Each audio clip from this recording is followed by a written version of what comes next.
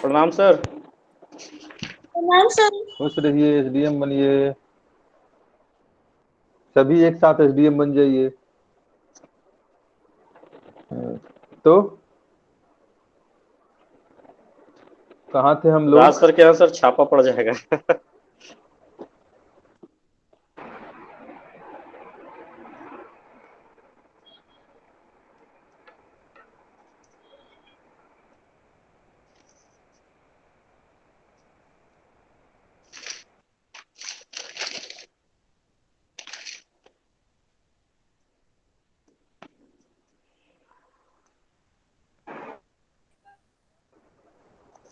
क्या हुआ है?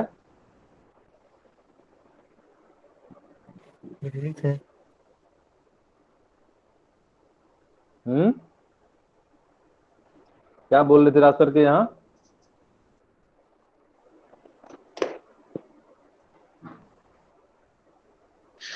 मीडिया वाले का तांता लग जाएगा सर, सब लोग एसडीएम बन जाएंगे राज सर के यहाँ जितने स्टूडेंट है तो। अच्छा, मीडिया वालों को तांता लगेगा। मीडिया राज सर के पास थोड़ी जाएगा। मीडिया तो आप लोगों के पास आएगा ना। रिफ्रेश सर, हम लोग तो रिफरेंस तो वही देंगे ना। तो मीडिया वाले को अरेंज करेंगे वो लोग, ये कर सकते हैं हम लोग। लेकिन जाना तो आपके पास है उसे, कि बताएगा कि किसान पुत्र, बताएगा कि छोटे व्यापारी का बेटा, गांव का लाल, माटी हाँ का लाल हाँ। बना एसडीएम।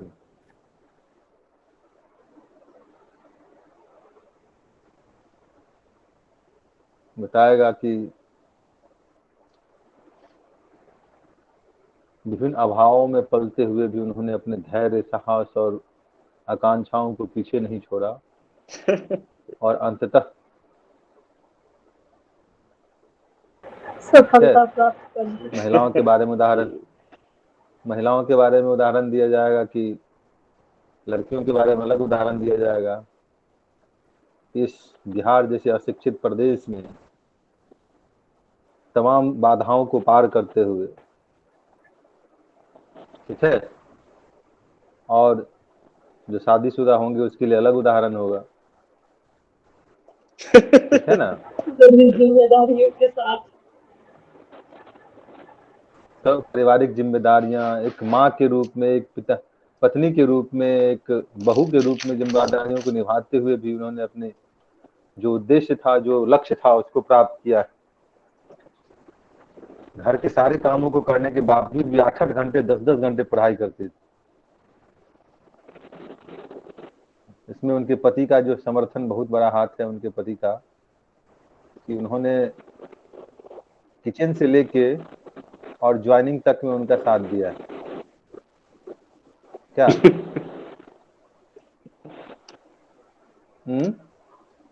जी सर।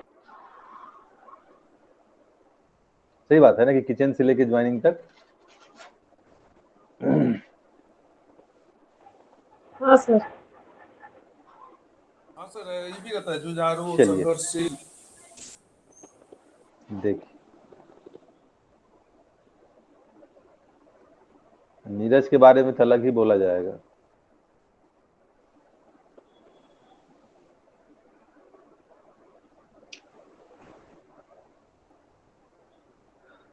चलिए, कहाँ थे हम लोग?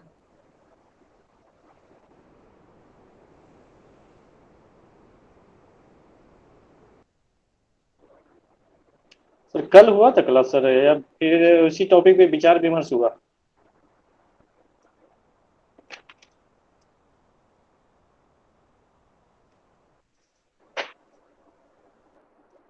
किसान क्या? आंदोलन देखना है। किसान आंदोलन। किसान आंदोलन तो कल खत्म हो गया ना। किसान आंदोलन, किसान आंदोलन कल खत्म हो गया, ठीक है। तो कड़वा चौथ मना रहे थे। तो जिन्होंने भी क्लास, जो भी क्लास छोड़े हैं, वो तो उनकी समस्या है ना।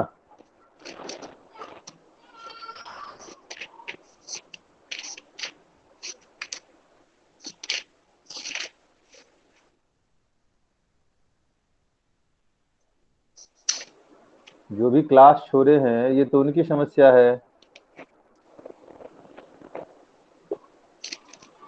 तो कल हम लोगों ने क्या किया, किसान आंदोलन पर हम लोगों ने समाप्त करने का कार्य जिसमें किया क्या था। हुआ था?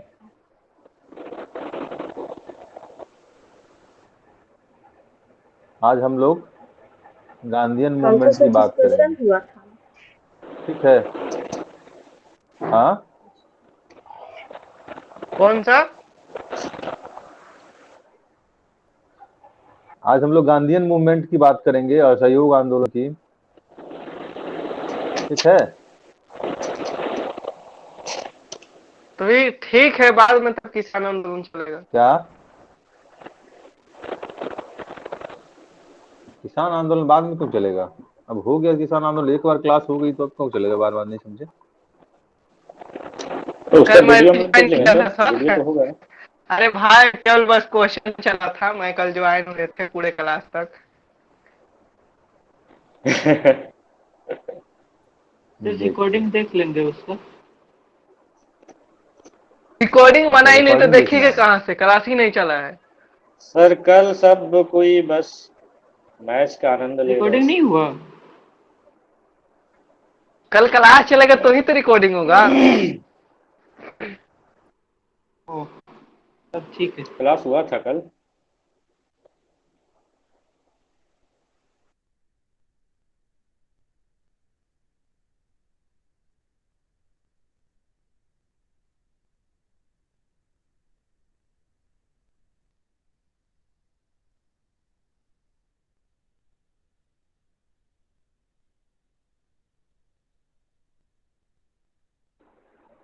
किसान आंदोलन से क्या क्या क्वेश्चन पूछा है बीपीएससी ने?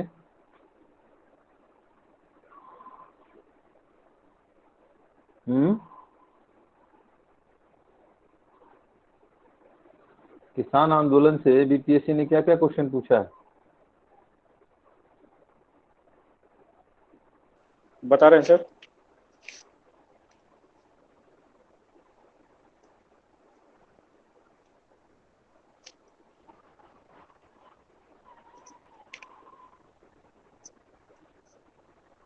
क्वेश्चन पूछा है कि बिहार में किसान आंदोलन का वर्णन करते हुए चंपारण आंदोलन तो गांधी जी का विवेचना कीजिए।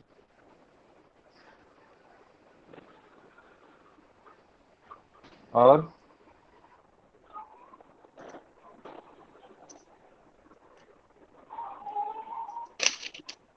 क्या पूछा है? स्वामी सहजानंद और किसान सभा आंदोलन पर एक टिप्पणी लिखिए। क्वेश्चन लिखिए आप लोग। ठीक है।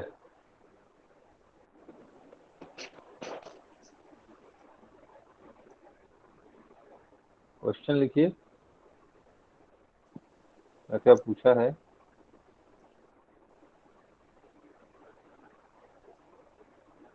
एक को पूछा कि स्वामी सहजानंद के विशेष संदर्भ में बिहार में हुए कृषक आंदोलन पर आलोचनात्मक टिप्पणी लिखे। 66 में क्या पूछा है?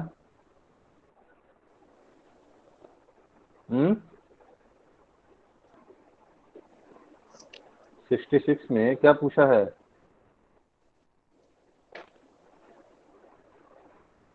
चंपारण सत्याग्रह से था सर।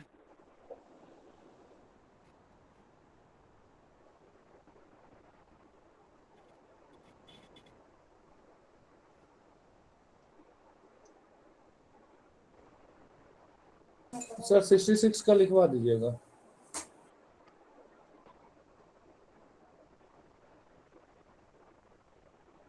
66 में क्या पूछा है? चंपारण सत्याग्रह से रिलेटेड है सर। बोलिए।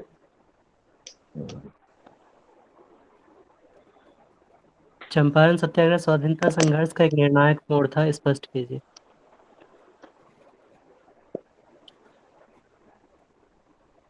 तो लिखिए, चंपारण संघर्ष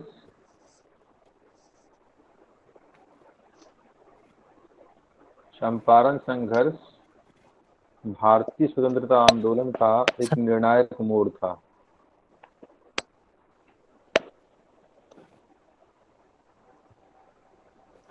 यही है ना? और तो नहीं पूछा है कुछ? चंपारण सत्याग्रह स्वाधीन नहीं सर।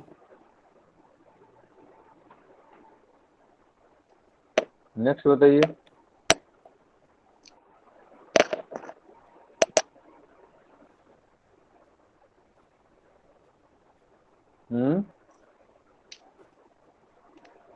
उसके बाद है सर स्वामी सहजानंद और किसान सभा आंदोलन पर एक टिप्पणी लिखिए।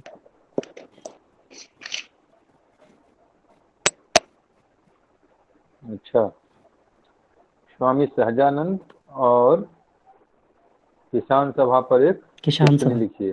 कब पूछा है किसी ने? 66 में 65 ही? 65 में सर। टिप्पणी लिखने की बात कर रहा है। ठीक है। Yes sir. और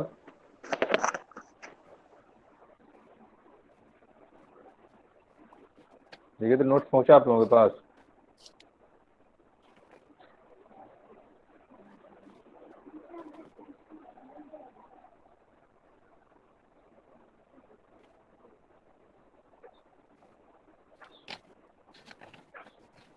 यस सर, आ गया है स्वामी सहजानंद की भूमिका।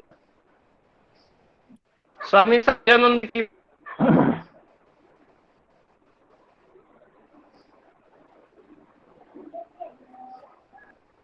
ठीक है।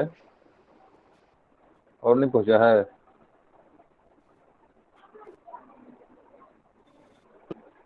चलिए।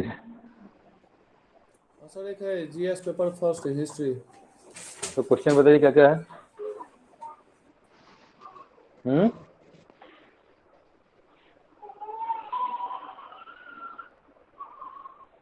क्या है नीरज? एक है सर ये 64th में सर, चंपारण सत्याग्रह स्वाधीनता संघर्ष का एक निर्णायक मोड़ था, स्पष्ट कीजिए। वही है सर, ये तो 64th का क्वेश्चन है सर। 64 में है? यही रिपीट है क्या सर? 64वीं का क्वेश्चन रिपीटेड है 66 66 में का सेम repeated क्वेश्चन। है। देखिए देखिए, एकदम सही पकड़े हैं आप लोग।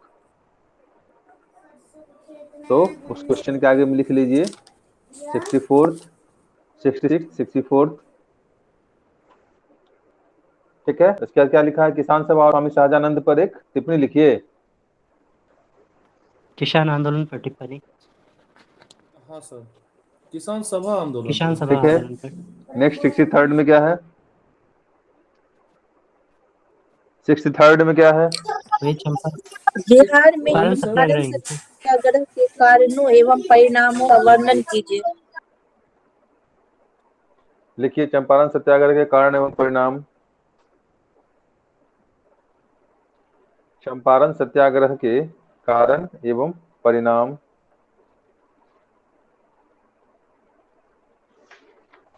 उसके बाद बताइए।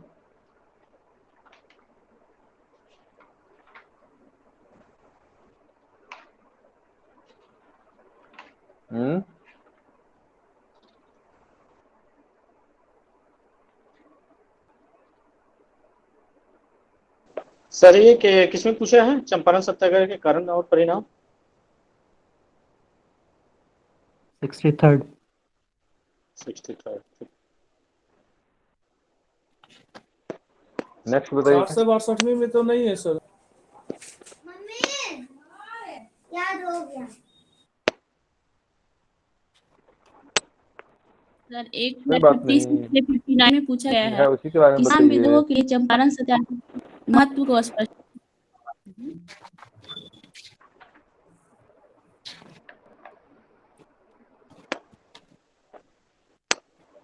ठीक है।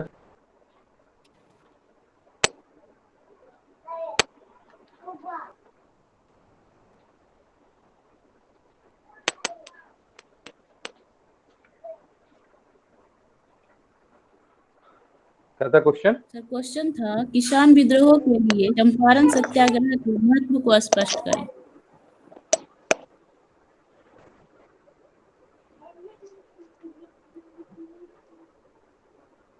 नेक्स्ट नेक्स्ट क्या पूछा है?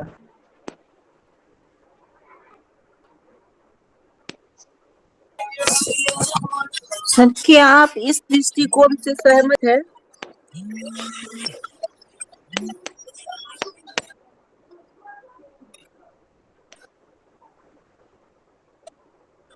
क्या आप इस दृष्टिकोण से सहमत हैं? आगे सहमत है कि चंपारण सत्याग्रह भारत के स्वतंत्रता संघर्ष के इतिहासों में एक परिवर्तनीय बिंदु था।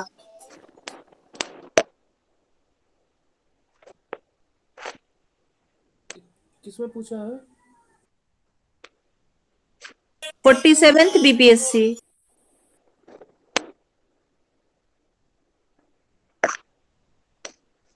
रिपीट कर दीजिए। क्या आप इस दृष्टिकोण से सहमत हैं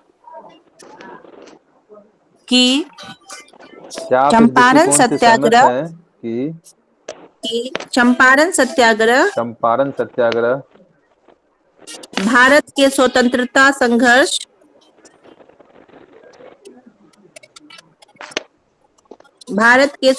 संघर्ष के भारत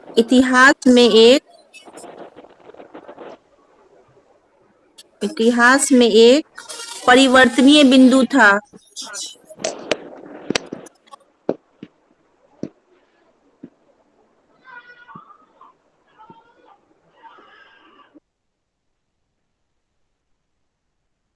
नेक्स्ट क्या है? 66वीं जैसी ही क्वेश्चन हो गया सर। ये भी निर्णायक मोड़ था।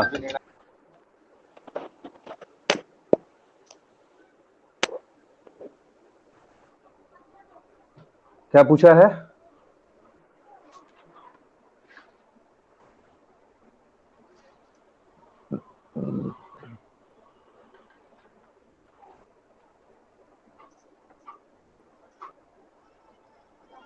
मुझे सुन पा रहे हैं? हाँ सर, आ रही है आपकी आवाज। 47 पूछा के था? बाद सर 46 में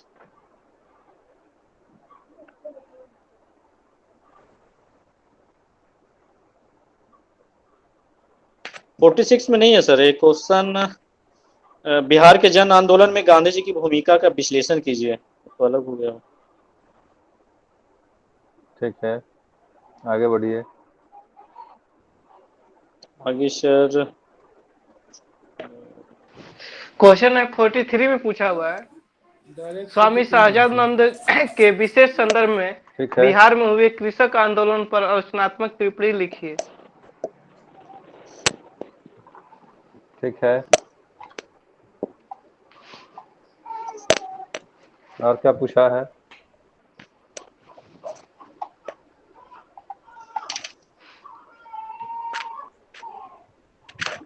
फिर उसके बाद एक क्वेश्चन 42 में पूछा हुआ है, भारतीय स्वतंत्रता क्या पूछा आंदोलन है? के इतिहास में चंपारण सत्याग्रह का एक महत्वपूर्ण घटना थी, स्पष्ट कीजिए। ठीक है, और कुछ लिखिए। भारतीय राष्ट्रीय स्वतंत्रता आंदोलन के इतिहास में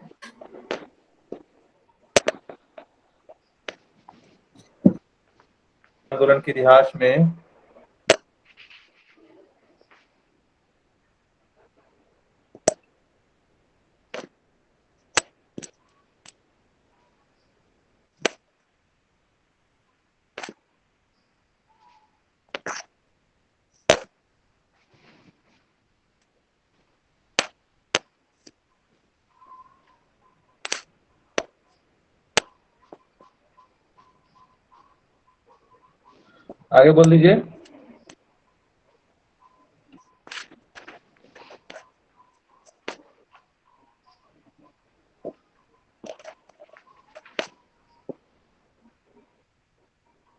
आगे क्या पूछा है?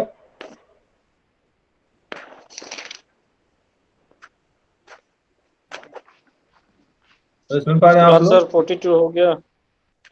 41 में सर नहीं है, और लास्ट 39 में सर एक क्वेश्चन है। क्या है? 39 बीपीसी में सर क्वेश्चन है, बिहार के किसान आंदोलनों का सामान्यतः वर्णन करते हुए चंपारण आंदोलन में विशेषतः गांधी जी के हस्तक्षेप की विवेचना कीजिए। तो लिखिए, लिखवा दीजिए 39 का क्वेश्चन क्या है। हाँ सर, बिहार के किसान आंदोलनों का सामान्यतः वर्णन करते हुए चंपारण आंदोलन में विशेषतः गांधी जी के हस्तक्षेप की विवेचना कीजिए।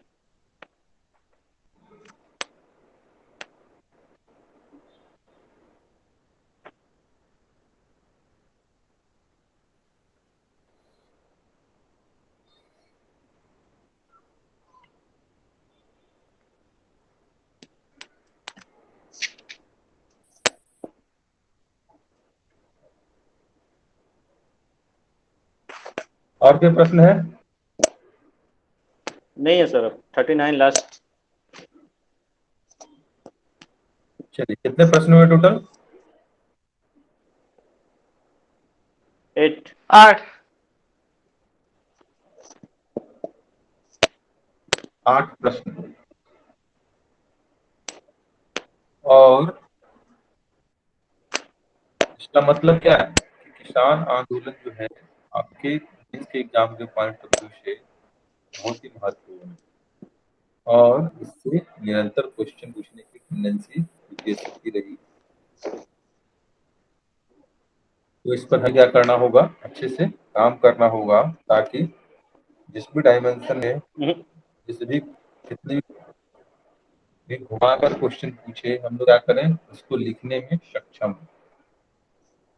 बातें समझ रहे हैं? जी सर। चलिए, तो टॉपिक्स क्या क्या निकालिए, इसमें क्या क्या टॉपिक्स हैं?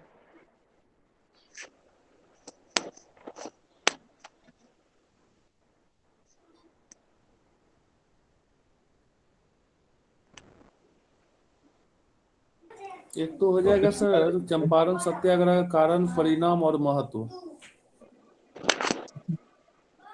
सबसे पहले इसका पृष्ठभूमि से। चंपारण सत्याग्रह पहले लिखिए, पृष्ठभूमि, किसान आंदोलन की पृष्ठभूमि।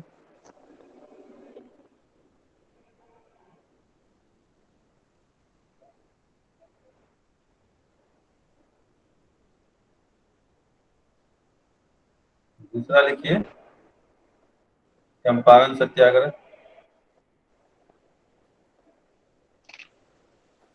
चंपारण सत्याग्रह।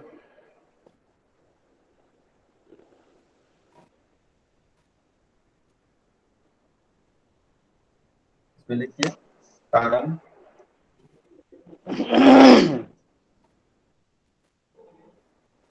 कारण, परिणाम और महत्व। कारण, परिणाम और महत्व। परिणाम के बाद गांधी की आलोचना, महत्व,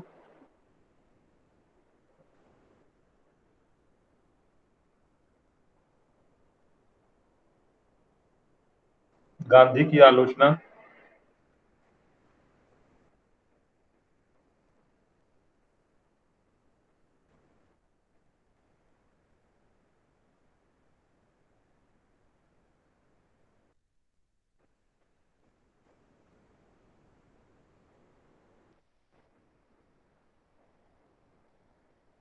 परिणाम भी लिख इसका लीजिए। स्वरूप सर, परिणाम लिखे है ना? परिणाम लिख लिए स्वरूप सर, इसका इसका कैसा स्वरूप भी होगा? होगा सर। जी सर। स्वरूप कैसा होगा इसका बताइए जरा। और आंदोलन का स्वरूप कैसे निकाला?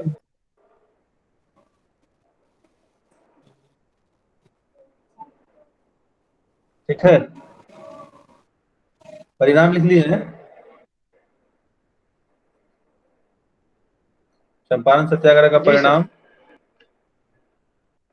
जी सर। चलिए, जी sir. Next line Swami Sahajanand. Swami Sahajanand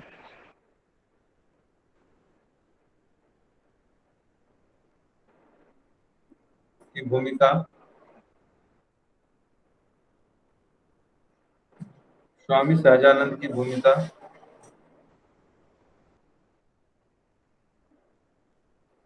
next लिखिए बिहार में किसान आंदोलन का विकास, बिहार में किसान आंदोलन का विकास,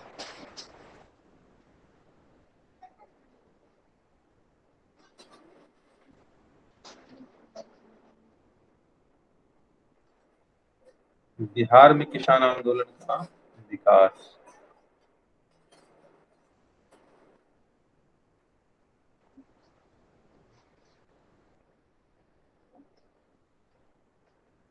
ठीक है, स्वतंत्रता आंदोलन की दृष्टि से किसान आंदोलन का महत्व,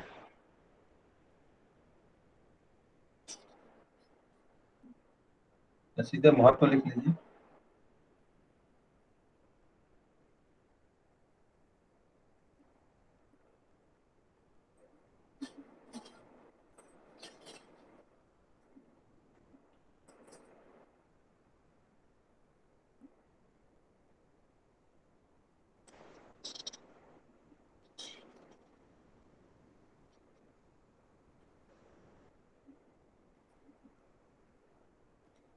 चलिए तो क्या और कोई डायमेंशन है?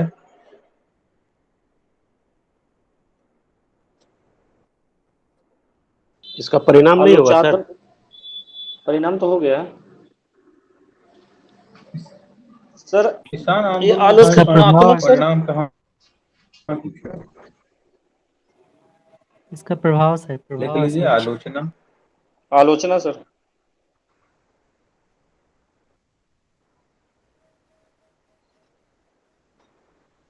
निष्कर्ष,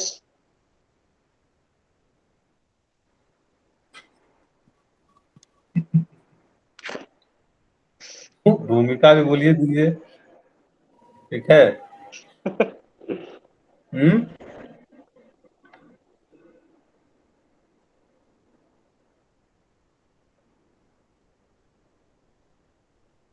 तो चलिए आप लोग तो इतनी बातें कर ले, जरा मैं पूछताछ कर लूं आप लोगों से, किन किन लोगों ने किसान आंदोलन को पढ़ा है?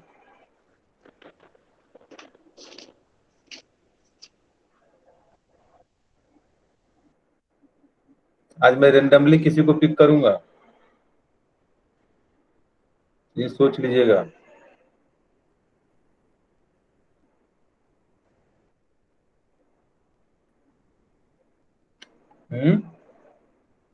आज देखते हैं छुपे रुस्तम में से कौन कौन है।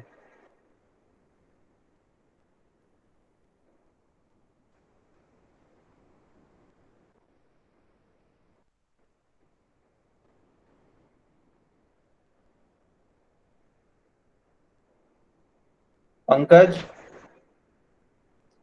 पंकज कुमार,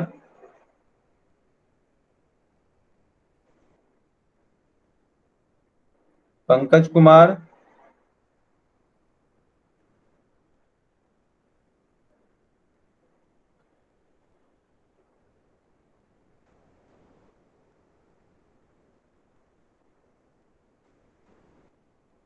पंकज कुमार मुझे सुन पा रहे हैं आप?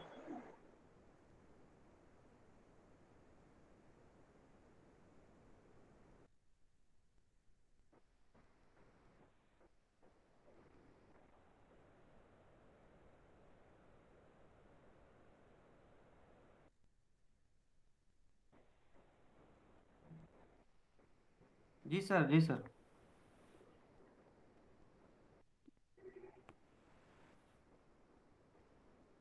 मुझे सुन पा रहे हैं? हेलो, हाँ जी सर, आवाज आ रही है सर।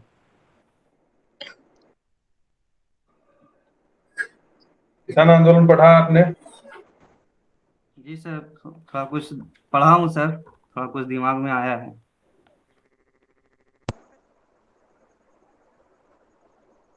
बताइए, चंपारण सत्याग्रह के बारे में बताइए।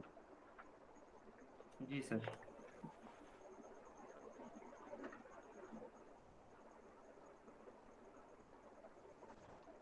चंपारण सत्याग्रह के बारे में सर आप हमें बताएं।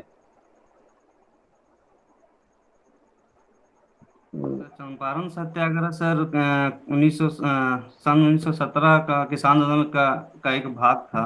किसान आंदोलन की एक कड़ी में था चंपारण सत्याग्रह।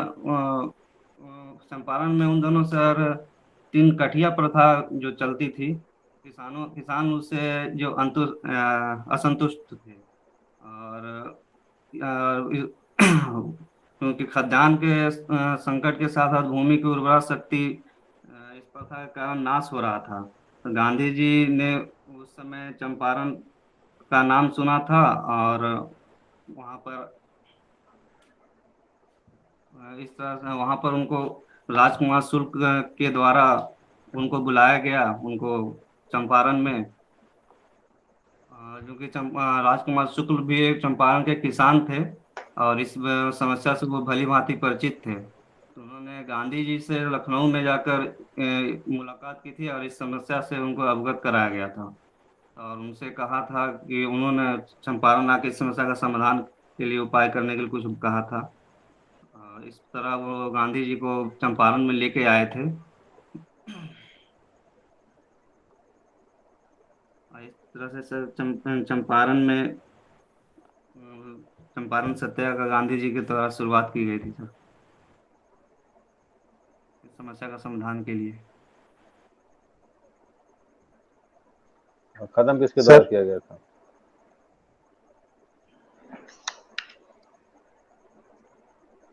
हरेंद्र सर मेरे पास एक छोटा राइटअप है, आप बोलेंगे तो मैं पढ़ लूंगा, क्योंकि बीच में रिवीजन नहीं किया हूँ इसलिए मैं हैंड रेज नहीं किया, लेकिन पहले पढ़ा हूँ। एक राइटअप है मेरे पास, अगर आप बोलेंगे तो मैं इसको पढ़ लूंगा।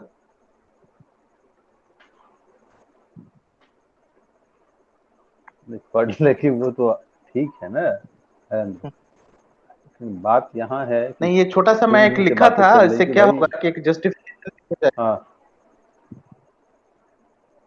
ठीक है, मैं आपकी बात नहीं कर रहा, मैं पिक कर रहा हूँ ना जो पार्टिसिपेट नहीं कर रहे हैं क्लास में, मैं उन लोगों को पिक अच्छा कर रहा सॉरी हूँ। सर, अच्छा सॉरी सॉरी सर। तो ऐसे जो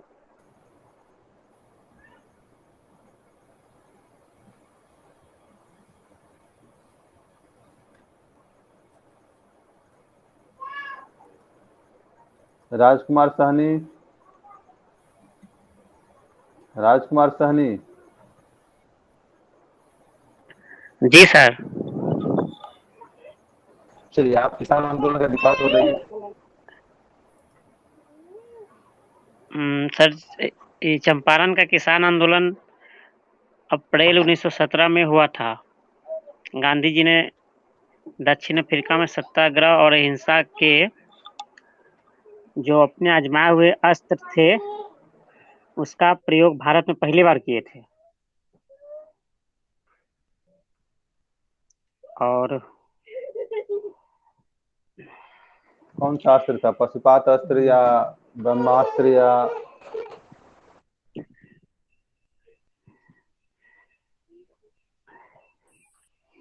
सर सत्याग्रह और अहिंसा के सत्य पर आधारित सर आग्रह।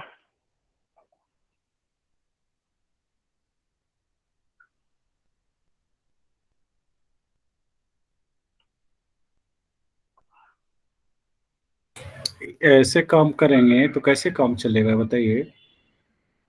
ये तो संतोष सर झेल रहे हैं, हमारे क्लास में रहेंगे तो हम तुरंत भगा देंगे सबको लाइन से।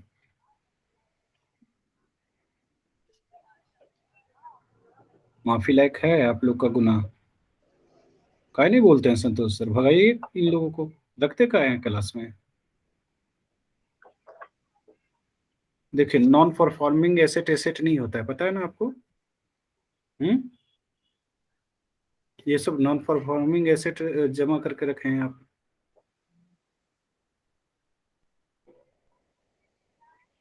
जो परफॉर्म नहीं करता उसे रिजल्ट की उम्मीद कर रहे हैं आप संतोष सर? 3 महीने का मोहलत बैंक भी देती है सर। ठीक है, 3 महीने के बाद वो एनपीए में कन्वर्ट होता है। हाँ नहीं तो ये वो काफी हो गया है, नॉन परफॉर्मिंग एसेट है ये सब, रिजल्ट का कोई गुंजाइश ही नहीं दिखता है। इन लोगों को कुछ कहते नहीं है।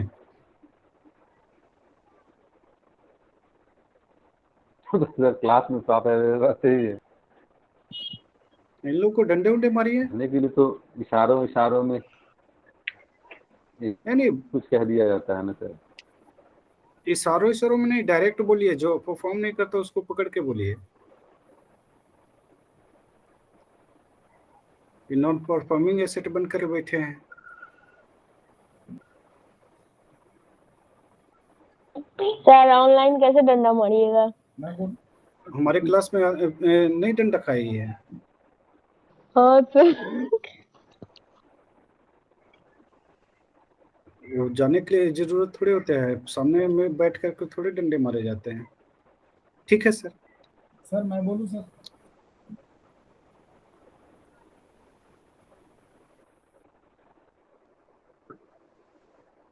आप कौन हैं?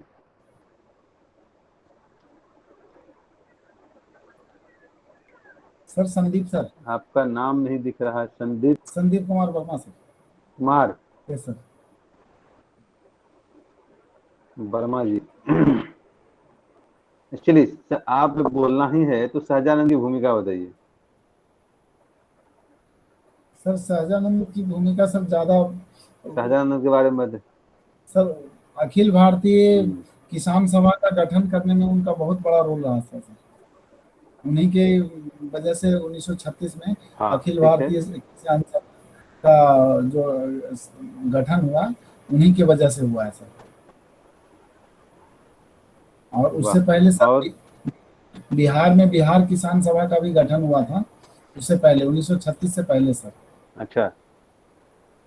अच्छा ठीक है। और उससे पहले उन्होंने असहयोग आंदोलन में भाग लिया था। उससे पहले सर इनका जन्म हुआ था। सबसे पहले तो इनका जन्म हुआ था सर। सर बिहार किसान सभा वाला डेट में कंफ्यूज कौन बताएगा संदेश? 26 या 28 में कंफ्यूज हूँ सर। कुछ दिन पहले पढ़ा था। मैं वो नहीं करा, पहले तो ये बताना चाहिए था सर। सबसे पहले इनका जन्म हुआ, ये कौन बताएगा? Yes sir. Yes sir. क्योंकि आपकी तो उल्टी गिनती चल रही है ना।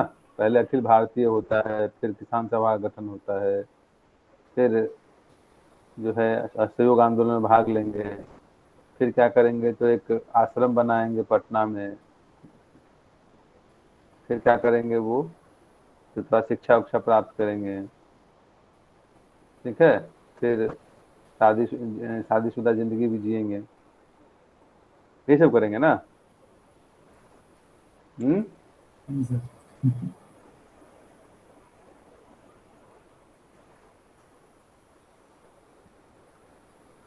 तो हम लोगों की तरफ एक कहावत है, मिथिलांचल में चलता है ये, और मेरे पिताजी भी मेरे साथ कहते थे अक्सर कि हुलकौल कुत्ता कभी शिकार नहीं मारता। मतलब यह हुआ कि अगर किसी चीज के लिए किसी को कहना पड़े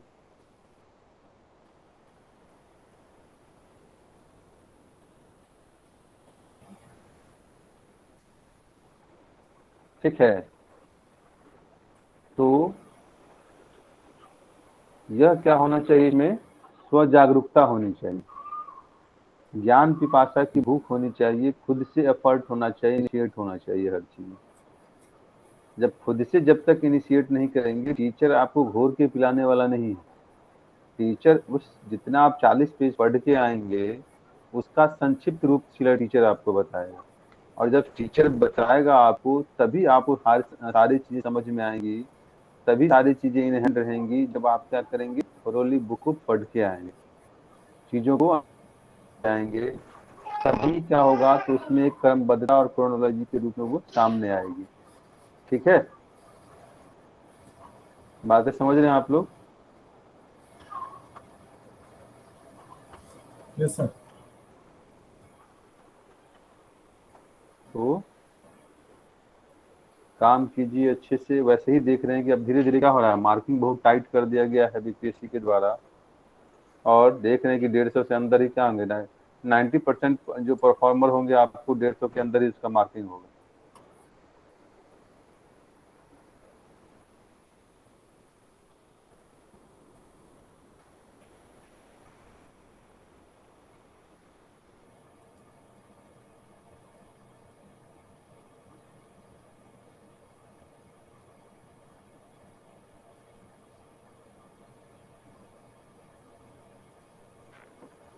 ठीक है, तो चीजों को अच्छे से काम कीजिए। अगर मार्क्स उठाना है, अच्छे रैंक प्राप्त करने हैं, इच्छित पद को प्राप्त करना है, तो मेहनत करना पड़ेगा।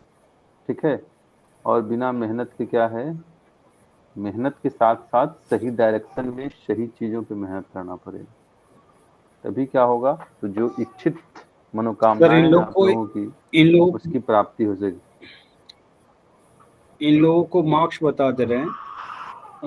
पिछले 64वीं में जो है कि रंजीत का सिलेक्शन हुआ है ना, और इस बार सिलेक्शन नहीं हुआ है ना। दोनों मार्क्स में अंतर पता है कितना है? 10 मार्क्स का फर्क है। दोनों मार्क्स में 10 मार्क्स का फर्क है। उसमें वो जो है कि लेके आए थे, ये क्या कहते हैं, एवरेज मार्किंग लेके आए थे 64वीं में, उनका सिलेक्शन हो गया था। इस बार है कि अच्छे मार्क्स लेके आए हैं। इसमें क्या नाम है, फर्स्ट पेपर में 154 लेके आए हैं, सेकंड पेपर इनका डूब गया है, 113 पे आ गया। हिस्ट्री जो है कि इस बार 156 लेके आए हैं, तब भी इनका सिलेक्शन नहीं हुआ। यहाँ पे है कि मार्किंग जो है अब बहुत ही टाइट है। अगर आप लोग का ये क्या कहते हैं, नॉन परफॉर्मिंग एसेट की तरह व्यवहार बना रहा है ना, तो कोई फायदा नहीं है ना। ये आप लोग वही है, बने रहो पगला, काम करेगा अगला, है ना, वही वाली बात कर दी है आपने। तो इस तरह की बिहेवियर बिल्कुल नहीं चलेगी, और थोड़ा सा है कि अपने आप में इम्प्रूवमेंट लाइए। और इतने सारे है कि हमने मार्क्स अपलोड किया था, आप लोगों ने मार्क्स नहीं देखा क्या? देखा 65वीं का मार्क्स आप लोग के लिए अपलोड किया था, उससे क्या सीख मिला? लवली तो बोलती है कि सर आप ऑनलाइन कैसे मारेंगे डंडा, अब बताओ, अब बताओ लवली को, बताओ कैसे बता सकते हैं। डंडे मारने का मतलब ये नहीं होता कि हम आप लोग उससे दुश्मनी है, दुश्मनी निकाल लेंगे हम लोग। परफॉर्मेंस खराब होते हैं आपके तो बोले जाते हैं। मैं तो बोल तो रहा हूँ कि ऐसा तो है नहीं कि सिलेक्शन के बाद जो है कि हमारे अकाउंट में सैलरी डालते रहेंगे, 2-4-10 करोड़ डाल देंगे कि नहीं सर के पास पढ़े हैं, बहुत मेहनत किए हैं, ऐसा नहीं है ना। टेंशन तो बहुत ज्यादा हो रहा है एग्जाम का, इसी वजह से तबीयत खराब हो जाता है मेरा बार बार। सबके परफॉर्मेंस नहीं दिख रहे हैं, जितना परफॉर्मेंस की जरूरत है उतनी परफॉर्मेंस नहीं है। एसडीएम लैग किसका परफॉर्मेंस है? सर थोड़ा पूछ लीजिए तो मैं दूध लेके आता हूँ। पूछिए कि एसडीएम लैग किसके परफॉर्मेंस है, खुद से ईमानदारी से बताइए। कितने लोग हाथ खड़ा करते हैं? कितने लोगों का है? हाथ खड़ा कर दीजिए तो मैं भी देख लेता हूँ 1 मिनट में। कितने लोगों का एसडीएम लैग परफॉर्मेंस है? कोई है? एसडीएम बन योग्य हैं? कोई है जो एसडीएम के योग्य है? लो, आपको कौन कौन समझ रहे हैं यहाँ पे? एक दीपाली, बाकी काउंट नहीं कर रहे खुद को। और काउंट नहीं कर रहे तो क्यों नहीं कर रहे भाई? निराज, हाँ सर। आप क्या घर परिवार ही चलाना है? नहीं सर, कर रहे हैं कोशिश सर। आपका परफॉर्मेंस जो डाउन हुआ है अभी तक हमें नहीं मिला है वापस। कब तक का बड़ा अप हो जाएगा? हो जाएगा सर, ये 5 साल तक हो जाएगा। चलिए आज बाकी लोग पूछताछ सेशन ही रख लेते हैं, क्या देखते हैं कि जो एसडीएम के पद वाले हैं जरा उनका परफॉर्मेंस देखते हैं। थोड़ा कर कीजिए, काउंसलिंग कीजिए सर, नहीं तो ये नॉन परफॉर्मिंग एसेट बन करके रह जाएंगे केवल, और चलिए नाम ऑल ओवर हमारा ही खराब होगा, दीपाली हम ही लोग खराब होगा। हम जी दीपाली सर। से जरा पूछते हैं एसडीएम पद के योग्य हैं।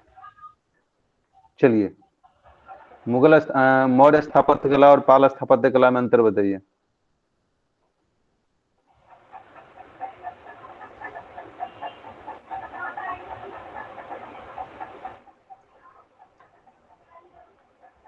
सर मौर्य स्थापत्य कला में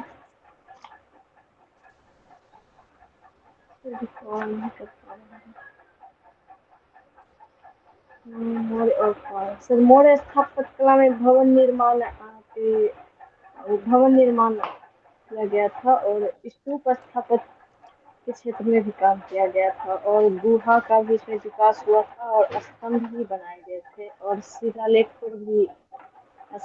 भी इसमें बनाए। पाल कला में जैसे तो कुछ किया नहीं गया था। नहीं सर, और पाल कला में जो मुख्य पाल रूप कला में से भवन बने नहीं थे। स्तूप का सर इसमें मुख्य रूप से निर्माण हुआ था। स्तूप बने नहीं थे, अच्छा और हिंदू बताइए मंदिर एकाध का स्तूप भी का सर नाम बताइए इसमें पाल निर्माण कला में जो बना हो। अच्छा ठीक है, जरा एकाध स्तूप का नाम बताइए जो पाल कला में बना हो मुख्य रूप से।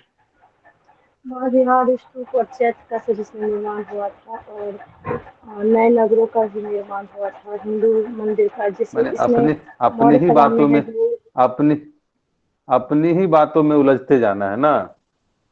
महाविहार और स्तूप में अंतर नहीं पता चल रहा है आपको दीवाली? ये सब चल रहा है सर। फिर तो मौर्य कला से जो परंपरा आ रही थी सर, ये चैत्य और निर्माण का, उसको इसमें सर जारी रखा बौद्ध पाल कला में सर, उसको जारी रखा गया। हमने अंतर पूछा है ना, मैं जारी रखा नहीं रखा, मुझसे जो प्रश्न आपसे पूछा गया उसकी बात कीजिए ना। आपसे प्रश्न पूछा गया कि मौर्य स्थापत्य कला और पाल स्थापत्य कला में क्या अंतर है, कहाँ कहाँ आपको भिन्नता दिखाई देती है,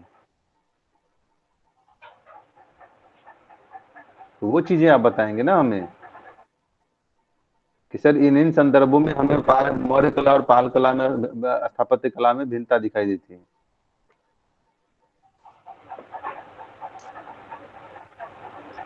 इसमें से भवन का निर्माण किया गया था, और इसमें लकड़ी का प्रयोग किया गया था मौर्य स्थापत्य कला के भवन में, जबकि पालकालीन में जो है सो नालंदा, विक्रमशिला और सोमपुरी में बनाए गए थे बौद्ध स्थापत्य कला, और इसमें लकड़ी का सर प्रयोग नहीं किया गया था, यहाँ पे ईंट और पत्थरों का प्रयोग किया गया था। अच्छा, पाल काल में सर, जबकि मौर्य काल में लकड़ी का प्रयोग किया गया था। और स्तूप और चैत्य की बात की जाए तो मौर्य काल में भी बना था व्यापक स्तर पर, और पाल काल में इस परंपरा को जारी रखा गया था, और इसमें ईंटों का प्रयोग बहुतायत मात्रा में किया गया था पाल काल में। और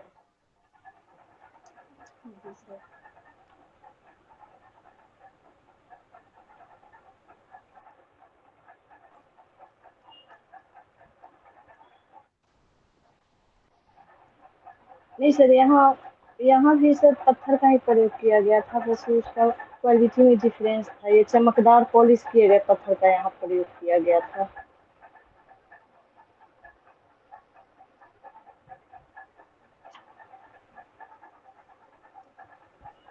चलिए देखिए, परमानंद भी हाथ उठाए थे कि भाई मैं एसडीएम बनने के योग्य हूँ। परमानंद। Yes sir. ईंटों से बना हुआ था जो वहाँ पॉलिश। चलिए आप हमें बताइए कि मौर्य मूर्ति कला और पाल मूर्ति कला में अंतर, मौर्य मूर्ति कला और पाल मूर्ति कला में अंतर बताइए। सर मैं पढ़ा नहीं हूँ अभी सर। तो एसडीएम पहले बन जाइएगा, पढ़ाने हैं तो। अब सर हाथ उठाना था तो एसडीएम उठा लिए बनने के सर, बाद शामिल हो बनिएगा गए जी। अच्छा, और और लोग तो इस भीड़ में शामिल नहीं हुए कि भाई मुझे एजीएम बनना है। अच्छा, शामिल हो गए हैं सर। हाँ सर। तो शामिल हो गए तो उसके शामिल होने में और उस शामिल दिखने में अंतर न है। जी जी जी सर। एसडीएम का चयन हो रहा है, उस लाइन में खड़ा हो जाइएगा तो चलिए भाई, हाँ सब खड़े हो गए तो मैं भी खड़ा हो जा रहा हूँ, भले मेरा सिलेक्शन हो या ना हो। नहीं सर, अभी मेनली है कि मेंस देख नहीं पा रहे हैं सर, इसी की वजह से सर उधर कॉन्सेप्ट नहीं है सर। नहीं, ये कब बनेगा कॉन्सेप्ट, ये एग्जाम के बाद थोड़ा पीटी से हो लेते हैं, या फिर उसके क्लास बाद खत्म हो सर जाएगी पीटी उसके के में ही बाद? लगे हुए।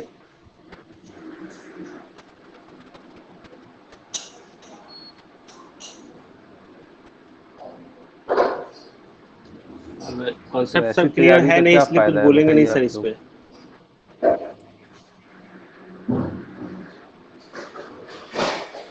तो कंसेप्ट कब क्लियर होगा, वही तो भाई मैं इतना चिल्ला चिल्ला के बताता हूँ आप लोगों को, इसका क्या, क्यों मेरी एनर्जी वेस्ट कर रहे हैं आप लोग?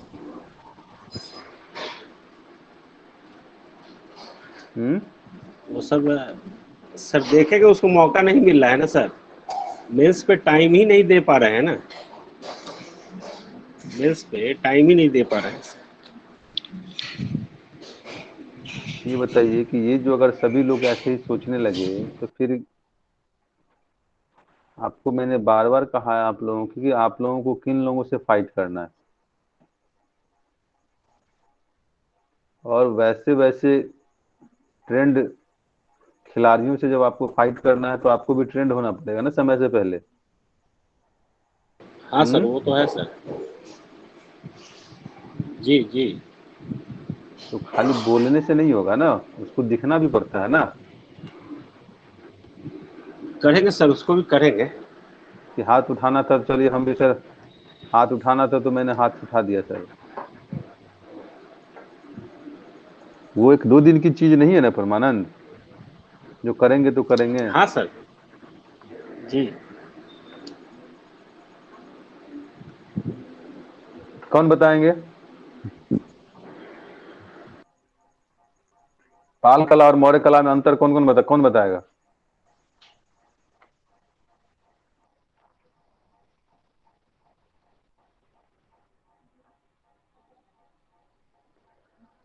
है कोई माई का लाल जो बताए कि पाल कला और मौर्य कला में अंतर ये है?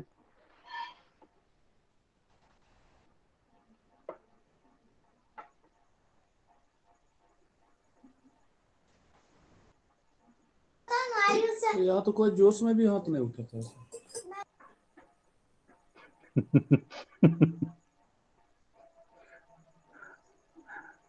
सोचिए कितना आसान सा टॉपिक है और मूर्ति इसमें ही कला में आप लोगों की सांसें फूलने लगी। मूर्ति कला में एक दो अंतर बता सकते हैं सर? क्या अंतर है एक दो? जैसे सर अगर हम बात करते हैं पाल कालीन का, तो उसमें सर पत्थर पे निर्मित होता था और सांचे में ढलित होता था सर। जबकि यहाँ पे अगर देखते हैं अगर मौर्य कला में, तो ये सर स्तंभ के ऊपर बना होता था, और मतलब क्या कहते हैं पूरी तरह से मतलब क्या कहते हैं ये बताइए अलंकृत नीरज, होता था सर। सुमित आप हमें ये में कैसे ढालेंगे, आप ये बताइए मुझे सुमित। ये सर, ये सर, हेलो। पत्थर को सांचे में कैसे ढालेंगे सुमित आप? सांचे में ढालेंगे नहीं सर, मतलब बता रहे हैं कि एक तो पत्थर निर्मित होता था और एक कांच से निर्मित होता था पाल कला में। और जबकि जबकि मूर्ति कला में आपको ये स्वतंत्र होता आपने था, बताया मतलब ना कि वही सांचे में निर्मित। मतलब हम बोले तो ये कांच, ये वाला जो होता था कांच से निर्मित जो होता था सर, वो सांचे में डला होता था। इसके अलावा सर मतलब पाल कला के मूर्ति में आपको अगला भाग को अच्छे से दिखाया जाता था, जबकि ये मौर्य कला में आपको आगे और पीछे दोनों मतलब अच्छे तरह से अलंकृत रूप से दिखाया जाता था। तो ये दो एक दो अंतर है सर मूर्ति कला में। ठीक है, इसके अलावा बस स्तंभ के ऊपर जो है आपको मूर्तियों का निर्माण किया जाता था मौर्य कला में, और पाल कला में स्तंभ जैसा कुछ नहीं था सर। इसके अलावा सर मूर्ति कला की अगर बात करते हैं ये और पाल कला में, वो हिंदू धर्म से प्रभावित था सर। और अगर हम यहाँ बात करते हैं सर तो ये यूजुअली सर बौद्ध धर्म से प्रभावित था, और जैन बौद्ध धर्म से बेसिकली प्रभावित था सर। पाल कला ये हिंदू धर्म ब्लेंडर से कहाँ कहाँ से सीख प्रभावित? लिया आपने कि पाल कला में हिंदू धर्म से? ये ब्लेंडर कहाँ से सीख मतलब लिया आपने? हिंदू धर्म पढ़ का लिया? पाल कला तो बौद्ध धर्म से प्रभावित नहीं प्रभावित था है। सर, मतलब यस सर बौद्ध धर्म से था पाल कला बेसिकली सर। ये ब्लेंडर है सर सही में। मतलब बता रहे सर, मतलब हिंदू धर्म का भी मूर्ति बनाया गया था, जैसे बलराम का मूर्ति, विष्णु का मूर्ति, ये सब बनाया गया था सर उसमें सर। और यहाँ पे मौर्य कला में इस तरह का मूर्ति का निर्माण नहीं हुआ था सर।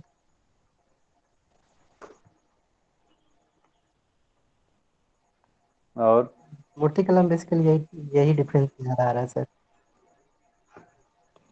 और तो सर कुछ याद नहीं आ रहा है इसमें। चलिए, जब बात करते हैं अंतर एक ये की, लेकिन बहुत और बड़ा, कोई बताएंगे भाई मूर्ति कला में और पाल? एक तो वो वाला बताए थे ना सर, अग्रभाग वाला मूर्ति कला, पाल कला में अग्रभाग को अच्छे से दर्शाया जाता था, जबकि मौर्य कला में अग्रभाग और पश्च भाग दोनों को अच्छे से दर्शाया जाता था सर।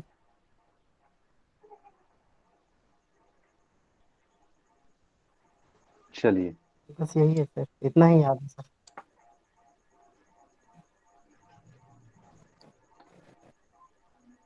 और कोई बताएंगे मूर्ति कला और पाल कला के मूर्ति कला में अंतर, मौर्य और पाल के मूर्ति कला में अंतर? क्योंकि मैं हाँ बार सर, बार ये कह सारे रहा हूँ कि अंतर तो हो थी ही, सकता है कि और अगर सबसे क्वेश्चन के बड़ी बात ट्रेंड ये थी सर, ये सारी तो क्या सबसे अंतर बड़ी थी, बात और थी? सबसे बड़ी बात जो उस टाइम जो पॉलिश की जाती थी उसकी मौर्य कला के समय, वो बहुत ही उत्कृष्ट टाइप की होती है, जैसा कि पाल कला में देखने को नहीं मिलता है। ठीक है। और एक और सर, इसमें सर सिर्फ बितपाल और धीमन का नाम प्रसिद्ध है सर, जबकि उसमें ऐसा कोई कलाकार का नाम नहीं आता है।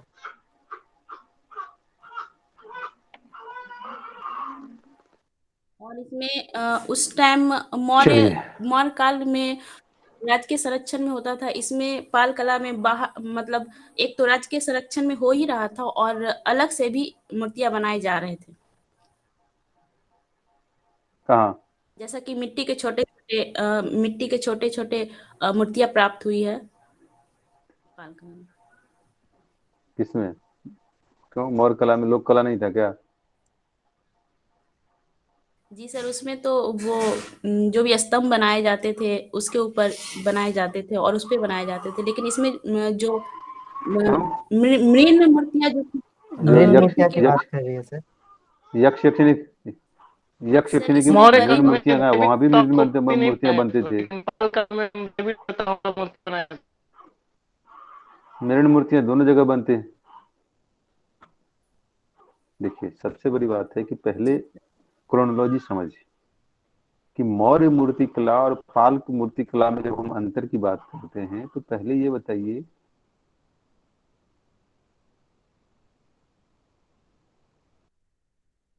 जो तक,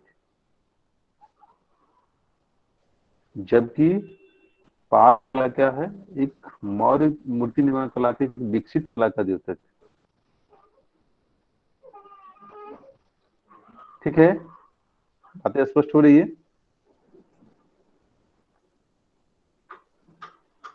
जी सर।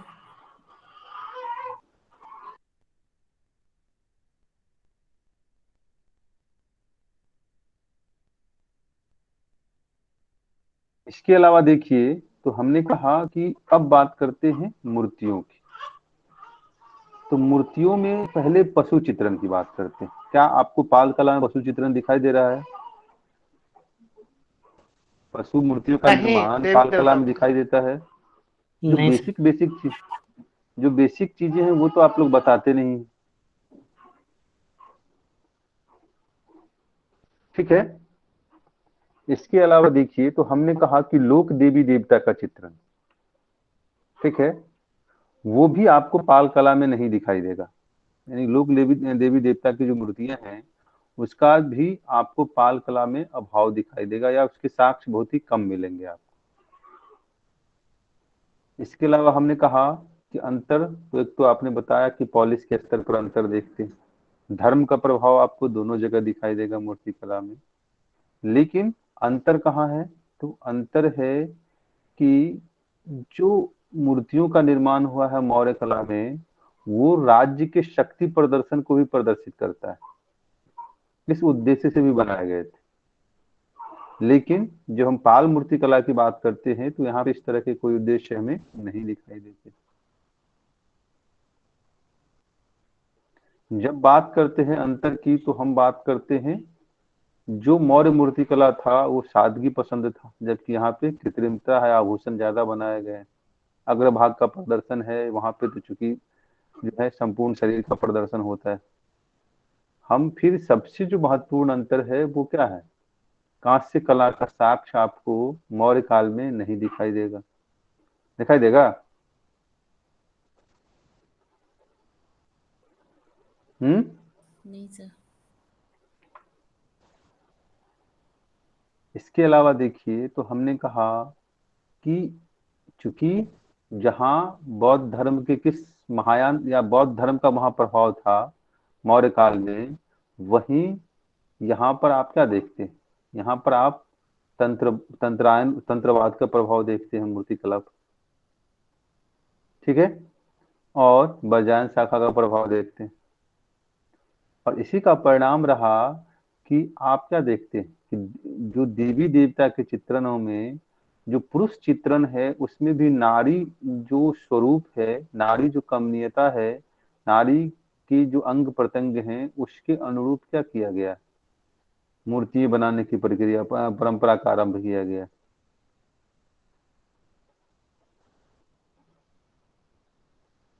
समझ रहे हैं बातों को? Yes sir. अब बताइए कि मैंने जितनी बातें आप लोगों को बताई, क्या आप लोगों को नहीं पता था ये बातें? सर पता था, बट रिवीजन नहीं हो पाया था, इसलिए नहीं बोल पा रही थी।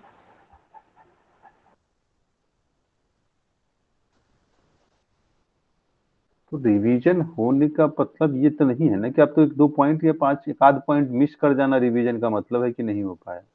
ऐसा तो नहीं है ना कि साफ चौपट हो जाना है।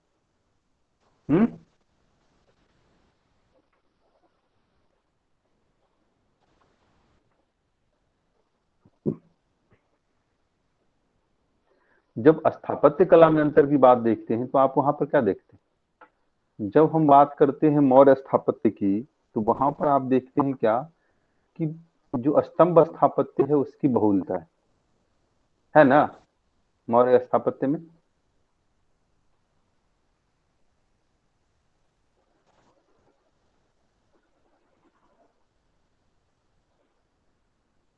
बोलिए। Yes sir. Yes sir. जबकि हम बात करें अगर पाल स्थापत्य की, यहाँ बिहार की ज्यादा स्थापत्य की ज्यादा बहुलता है।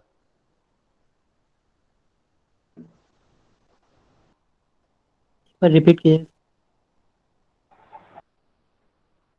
मैंने कहा कि जो मौर्य कला में जहाँ स्तंभ स्थापत्य की बहुलता है, वहीं पाल स्थापत्य में क्या है? तो महाविहारों की बहुलता है, महाविहार निर्माण की बहुलता है। ठीक है। जब बात करते हैं स्थापत्य कला में, तो वहां पर क्या हुआ है? पत्थरों का बहुत ही ज्यादा प्रयोग हुआ है, जबकि यहाँ पर पाल कला में ईंटों का ज्यादा प्रयोग है। ठीक है।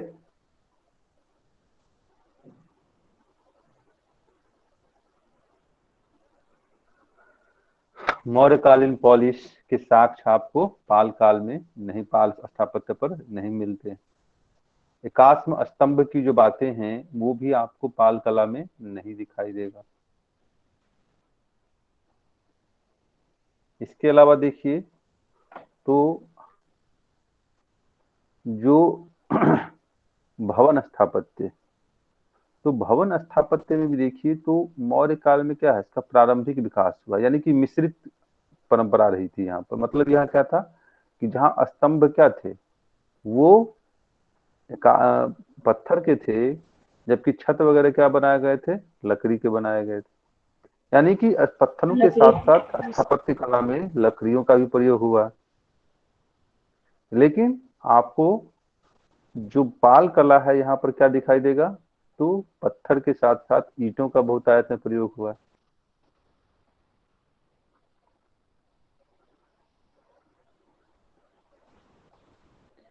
ठीक है।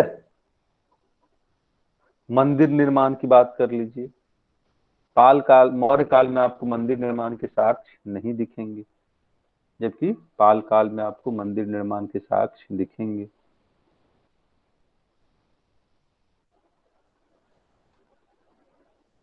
तो अंतर तो ढेर सारा है ना, बस उसको थोड़ा सा क्या करना है, सोचने की जरूरत है।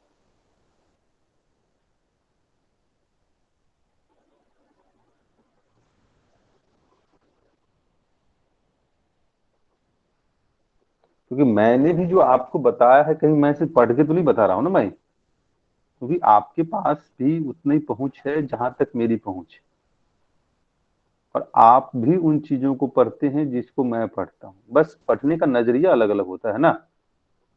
किसी चीजों को देखने का संदर्भ जो है वो अलग अलग होता है सभी का। तो उस माइंडसेट के साथ पढ़िए ना, तभी चीजें क्या होंगी, बेहतर हो पाएंगी। मैं कह रहा हूं कि आजकल बीपीएससी भी बहुत डायनामिक होने वाली है, धीरे धीरे बहुत चीजें चेंजेस आने वाले हैं। और हो सकता है कि कल को अगर तुलनात्मक क्वेश्चन पूछना शुरू कर दे तो फिर क्या होगा, सभी के हाथ पांव फूलने लगेंगे ना। और आप अगर पहले से तैयार होके जाइएगा तो चीजें क्या होंगी, आपके लिए आसान होंगी।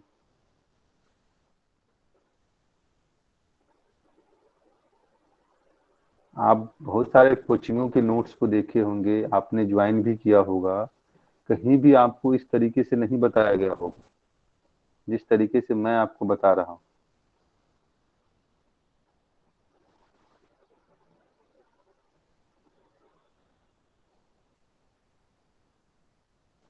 बातें सही कह रहा हूं कि नहीं कह रहा हूं? जी सर।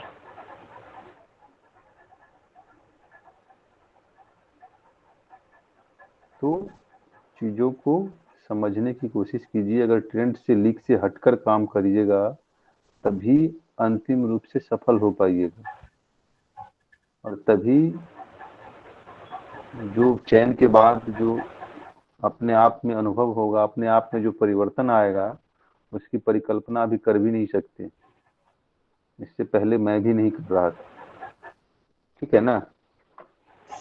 जब आपके पिताजी के पहले आपका नाम जुड़ेगा, तब उस समय जो परिस्थितियां होंगी उसको शब्दों में बयान नहीं कर सकते हैं आप लोग, या मैं भी नहीं कर सकता। कि अभी तक क्या है, तो अभी तक आप लोग पिताजी के नाम से जाने जाते हैं।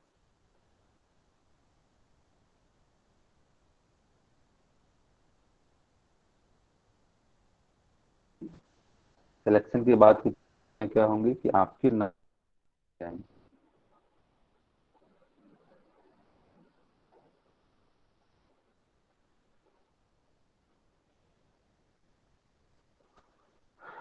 तो उस तरीके से काम कीजिए, जी तोड़ मेहनत कीजिए, सही दिशा में मेहनत कीजिए, ठीक है, सही अप्रोच के साथ मेहनत कीजिए, तभी सफल हो पाएंगे।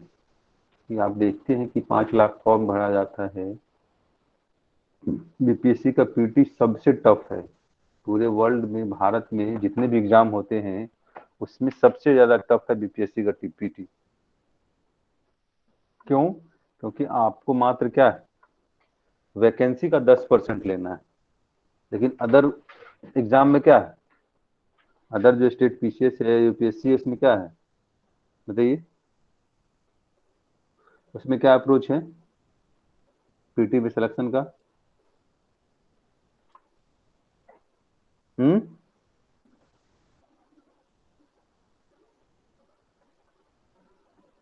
बोलिए, मुझे सुन पा रहे हैं आप लोग? नहीं पता है सर। क्या? नहीं पता है क्लियरली सर। यूपीएससी में शायद 20%, यूपीएससी में शायद 20% लेता है, ठीक है। शायद यूपी पीसीएस में 30% के आसपास। तो 10% सीट का 30 गुना मतलब सर। क्या होगा कि अगर, हाँ अच्छा, कहीं ना कहीं क्या ये चीजें ज्यादा टफ हो जाती है ना एग्जाम, ऊपर से 5वां ऑप्शन, वो अलग ही कंफ्यूजन क्रिएट करता है बच्चों को। तो अपने आप को समझिए, और क्वेश्चन जो मेंस का भी क्वेश्चन है बहुत ही डायनामिक होता है बीपीएससी का, यहाँ तक कि यूपीएससी भी क्या करता है कभी कभी उसके क्वेश्चन को कट पेस्ट कर लेती है। तो उस लेवल की तैयारी कीजिए, अच्छे से कीजिए, ठीक है, और उस माइंडसेट के साथ कीजिए, क्योंकि नए जनरेशन के बच्चे जो हैं बहुत डायनामिक हैं, बहुत ही पढ़ने वाले हैं, बहुत ही टेक्नो फ्रेंडली हैं। और आप क्या हैं, तो शादी, इसमें से अधिकांश बच्चे क्या हैं, अधिकांश जो कॉम्पिटिटिव हैं वो शादीशुदा है, तो उनको जॉब भी देखना है, परिवार भी देखना है, ठीक है, अपनी पढ़ाई भी कंटिन्यू करनी है। तो आपकी चैलेंजेस बहुत ज्यादा है, और आपको उस फ्रेशर से अगर फाइट करना है जो 15-20 साल का, 22 साल का, 30 साल का लड़का है, उसकी एनर्जी लेवल में और आपकी एनर्जी लेवल में क्या है, जमीन आसमान का अंतर है ना, है नहीं है? Yes sir. तो अगर उससे कंधे से कंधा मिलाकर चलना है, क्योंकि बीपीएससी आपको ज्यादा प्रेफरेंस नहीं देगी, भाई ये शादीशुदा आदमी है, बाल बच्चेदार आदमी है, जॉब वाला है, तो इसको कुछ रिबेट दे देते, ऐसी बात तो है नहीं।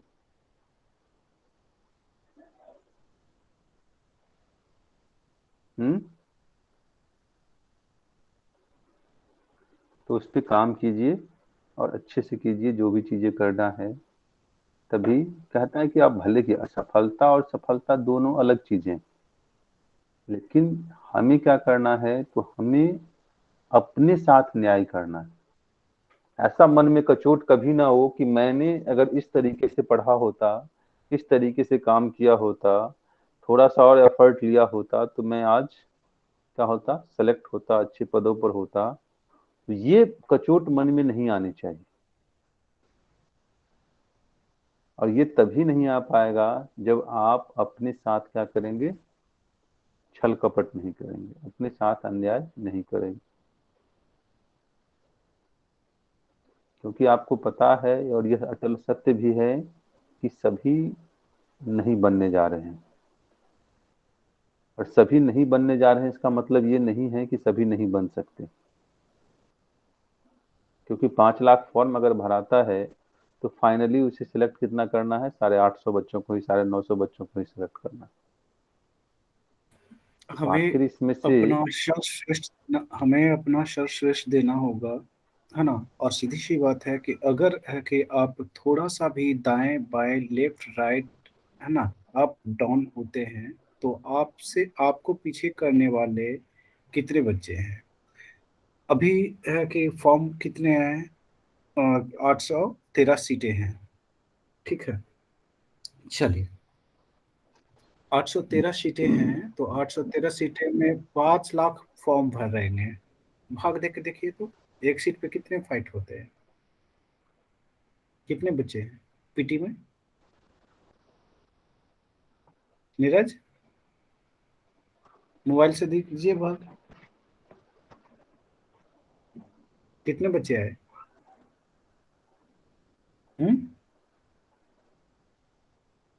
हाँ सर, कितना बोल रहे सर, 5 लाख में ना। हाँ, 800 से भाग दे दीजिए। 974 सर। हाँ, 974। एक सीट पे 974 बच्चे जो है आपको फाइट दे रहे हैं। अब सोचिए कि अगर एक दिन आपके चले जाते हैं, आप कितने पीछे चले गए? 974 पीछे चले गए। अगर आपकी रणनीति थोड़ी सी भी चूक होती है, आप पीछे चले जाएंगे। अब देखते हैं कि कितना टाइट रखते हैं आप लोगों को वो इसमें क्लास में। आप लोग महसूस होता है कभी पीछे मुड़ के देखा है? जी सर। पीछे किसी को महसूस हुआ कि कितने टाइट रखे जाते हैं, कितने नजर रखी जाती है, आपकी छोटी छोटी गलतियों पे नजर रखी जाती है? देखा आपने? आज हमारी आंख दर्द कर रहा था तो हमने कहा कि नहीं, मैं यहाँ पे लेटता हूँ और आप के ऑनलाइन बैठ करके पढ़ो, सामने में पढ़ो। क्या ऐसा ना किया? नहीं किया? चाहता तो कहता कि नहीं आप चले जाओ, है ना, बंद कर देते हैं, लेकिन हमने कहा नहीं, बैठ के पढ़ो। सीधी सी बात है कि आपके लिए जो हमारी रणनीति जो है, ना केवल है कि पीटी क्वालिफाई करवाना है, मेंस में भी हम लोग वही रणनीति अपना रहे हैं। इंटरव्यू में भी आइएगा तो वहाँ भी डंडा मिल पड़ेगा। तब तक आपके पीछे हम लगे हुए हैं जब तक है आपका फाइनल सिलेक्शन नहीं होता। हाँ, दीपाली है, प्रीति है, देख चुकी है। दीपाली, प्रीति? जी सर। इंटरव्यू में भी डंडे पड़ते थे आप दोनों को, नहीं पड़ते थे? जी सर। कहीं भी हम ढीला नहीं पड़ते हैं, बशर्ते आप ढीला पड़ोगे तो दिक्कत होगा। संतोष सर कितना अच्छा बात बोले। आपकी पहचान तब शुरू होती है जब है कि आपके फादर से पहले आपका नाम लिया जाता हो। अभी है कि आपकी पहचान क्या है? फादर की पहचान ही आपकी पहचान है, यही है ना सबकी? सबकी पहचान। तो सीधी सी बात है कि सोचिए कि वो दिन देखने के लिए वेट कर रहे हैं जिस दिन है कि आपकी खुद की पहचान हो, और आपकी पहचान जो आपके पहचान से आपके फादर की पहचान हो।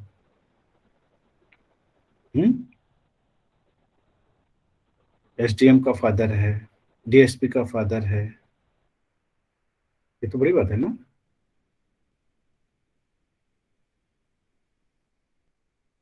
हमें क्या करना है कि हर वो चीजें करने के लिए तैयार रहनी है जो हमें सफलता की ओर ले जाए। आप लोगों को देखिए, जब परफॉर्म अच्छे करते हैं तो आप लोग को बोला भी जाता है कि अच्छा परफॉर्म करते हैं, है ना। आज दीपाली को बोला गया है, बोला गया दीपाली आज? नहीं बोला गया? जी बोला गया। अगर परफॉर्म आप लगातार अच्छा करते हैं तो आपको बोला जाता है कि आपका परफॉर्मेंस ठीक है। कभी कभी परमानंद को बोला जाता है, परमानंद, नीरज को भी बोला जाता है कभी कभी। अभी 1 महीना से डाउन चल रहे हैं। नीरज, आपको बोला जाता है नहीं बोला जाता है? अगर आप परफॉर्म करते हैं तो आपको बोला जाता है कि आप अच्छे कर रहे हो जाएगा सिलेक्शन। थोड़ा सा लगे रहना है, पीछे नहीं मुड़ना है, बैकअप करने के लिए बोला जाता है, बेहतर कर सकते हैं, है ना। तो ये चीजें है, आप धीरे धीरे धीरे धीरे धीरे धीरे देखिए।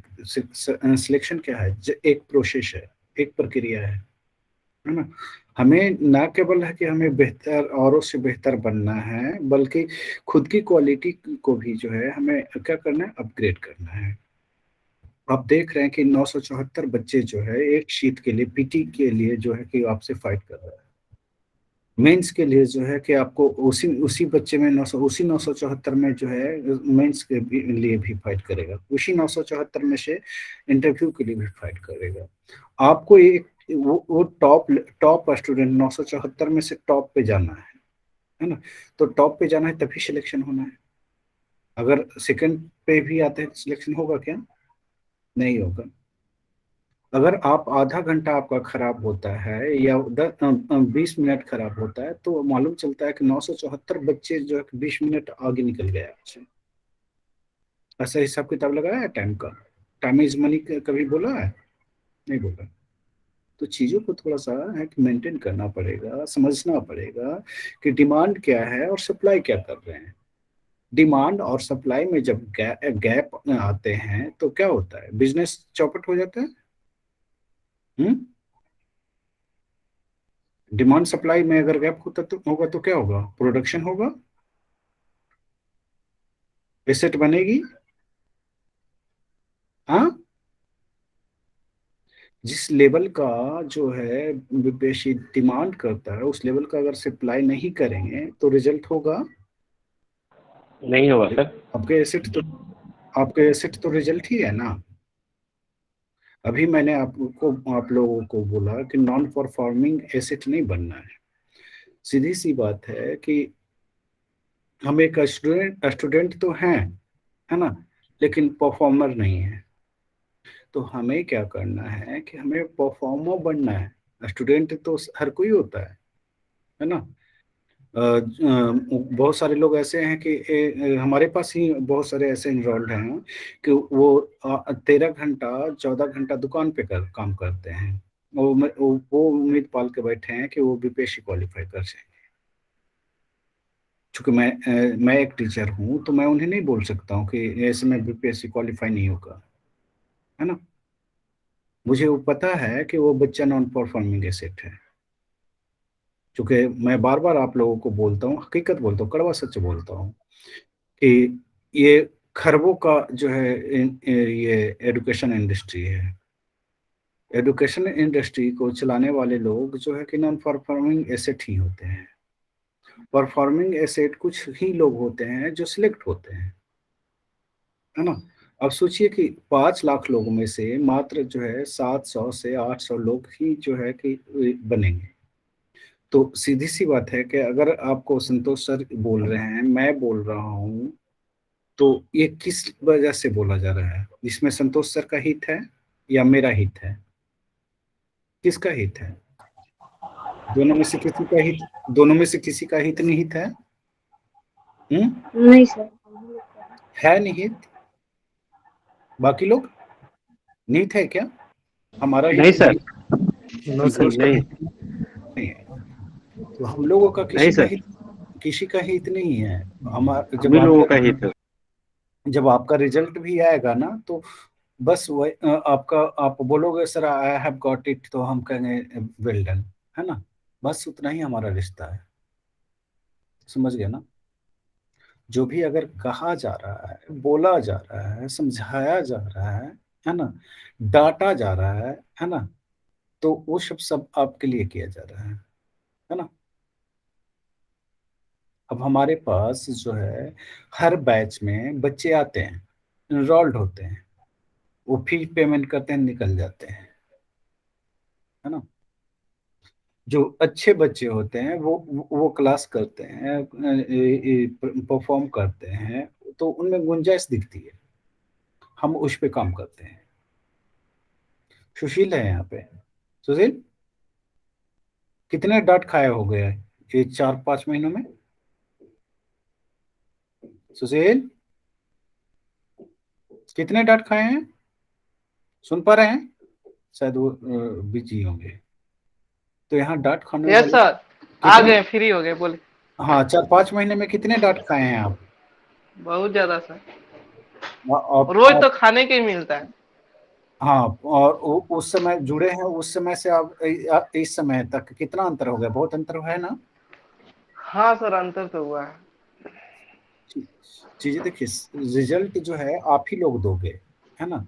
आपको लगातार मोटिवेट किया जाता है, लगातार डांट डपट किए जाते हैं, लगातार आपके परफॉर्मेंस के लिए बताए जाते हैं, लगातार आपके साथ स्ट्रेटजी शेयर किए जाते हैं, कहाँ कमजोर हो रहे हो, कहाँ पे क्या करना है। संतोष सर को मैं देखता हूँ, बोल तो रहा हूँ कि वो प्रत्येक दिन 4,500 शब्द से ज्यादा बोलते हैं, लगभग 5,000 शब्द बोलते हैं। और लगातार लगातार आपको कहते हैं, जब भी आते हैं एक ही सवाल करते हैं, किसी ने कुछ किया, लिखा, कहाँ पे दिक्कत है। तो वो चीजें जो है कि आपको करना होगा, मीन्स के तौर पे, पीटी के तौर पे, है ना, पर्सनालिटी के तौर पे तमाम चीजें डेवलप हमें करना है। हमें हमें चैंपियन बनना है ना, ओवरऑल चैंपियन बनना है ना, बताइए।